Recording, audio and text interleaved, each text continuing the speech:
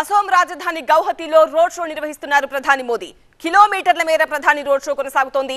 వేలాది మంది మోదీ రోడ్ షోకు తరలి వచ్చారు। इस चीज को कि पूरे नॉर्थ ईस्ट में वहाँ जो ये लोकसभा के चुनाव होते थे या विधानसभा के चुनाव होते थे, उसमें सीधे जो मिलिटेंट ग्रुप थे उनका इंटरफेरेंस होता था और वो किक बैकिंग होती थी।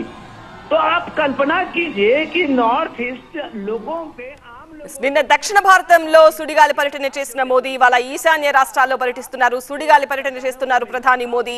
పార్లమెంట్ ఎన్నికల నేపథ్యంలో దేశవ్యాప్తంగా బీజేపీ ప్రభంజనం కొనసాగించడం కోసం ప్రధాని మోదీ అన్ని రాష్ట్రాలను చుట్టేస్తూ సుడిగాలి పర్యటన చేస్తున్నారు।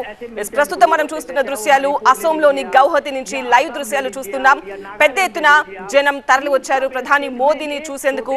వాళ్ళంతా బారులు తీరి ఉన్న దృశ్యాలు చూస్తున్నాము। ప్రధాని మోదీని వాళ్ళు సెల్ ఫోన్స్ లో వాళ్ళు బంధిస్తున్న దృశ్యాలు చూస్తున్నాం। అసోం రాజధాని గౌహతిలో మోదీ రోడ్ షో ప్రత్యక్ష ప్రసారం చూస్తున్నాం। కిలోమీటర్ల మేర ప్రధాని మోదీ రోడ్ షో కొనసాగుతోంది। వేలాది మంది ప్రధాని మోదీ రోడ్ షోకు తరలి వచ్చారు।